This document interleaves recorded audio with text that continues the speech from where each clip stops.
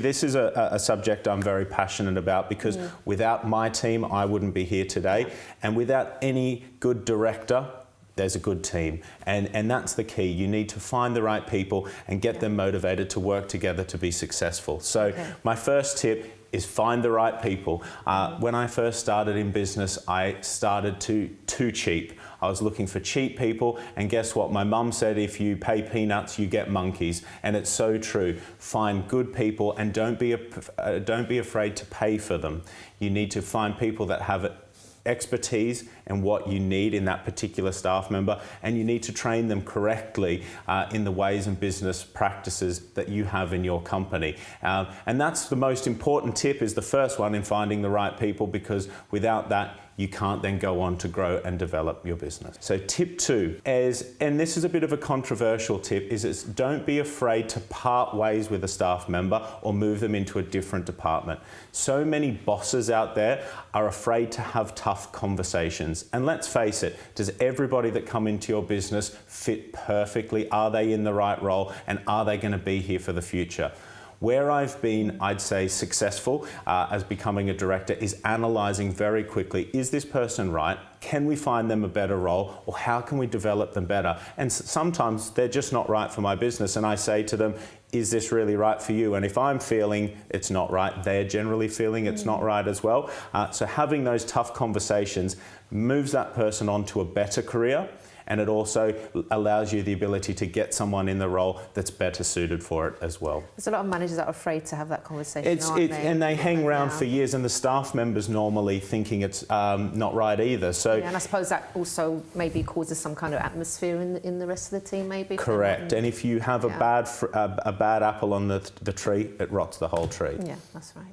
Okay, so tip 3, and I love this tip, and it's manage every staff member differently. A famous football coach in Australia that I follow very closely said the key for his team's success was he trained every player specifically on where that player originated from. He said if he trained the white Australians differently to the Aboriginal Australians, to the New Zealanders, to all of this, that's how he became a successful coach. And in business is no different. Every single person that works in your business or works in my business has a different upbringing, has a different thing that motivates them and gets them to the office in the morning, and has a different things that upset them and different reasons why they want to make money.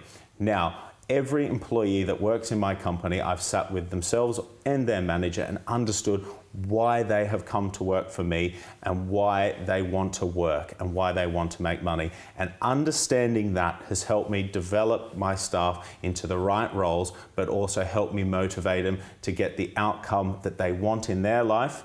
But ultimately, it gets me the outcome I want for my business. Never, ever blanket management in your company. If you try and treat everybody the same, you'll fail quickly, because like in tip number 1, you try and become all things to all men and become nothing. Try and manage everyone individually, and you'll get the most out of your people, and you'll get the most for your business. I suppose a lot of managers actually underestimate that point, because they might say, I don't have time to sit down with all my staff, especially if you have a big company. And you have a lot of people to manage actually 45. as well. So it's like, it's a lot of, it's a lot of work to do. But like you're saying, you need to take that time to spend with each person individually, because it's true, you have to get to know them, what makes them tick, what motivates them.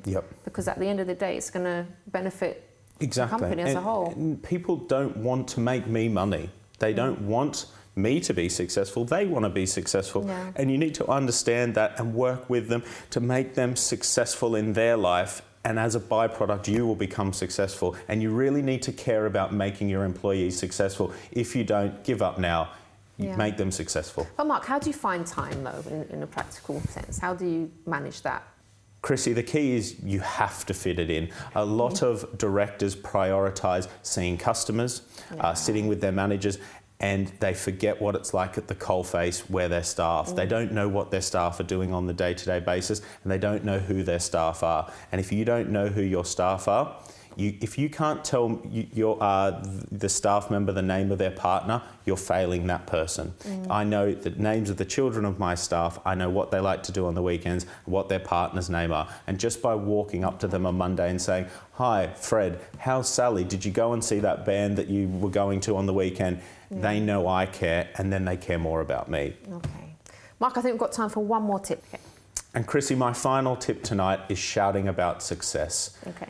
Never forget that a small win for one of your staff members can make their week. So each week I make it one of my goals to shout about something one of my staff has done. I look into a particular staff member's workload, I find something they've done really good, and I share it with the whole company. Then, as kind of a rule, but it's happened by accident, everyone piles in the emails and the congratulations to that staff member, saying, so nice. well done, that's great. Now, you may not think that's really good because they're just doing their job, but a little thing like that can make a staff member stay with you for years. They go home and say, guess what, the boss said I did a great job on this thing, and everyone congratulated on me. And little things like that make people very happy and dedicated to the business, and then they make you happy.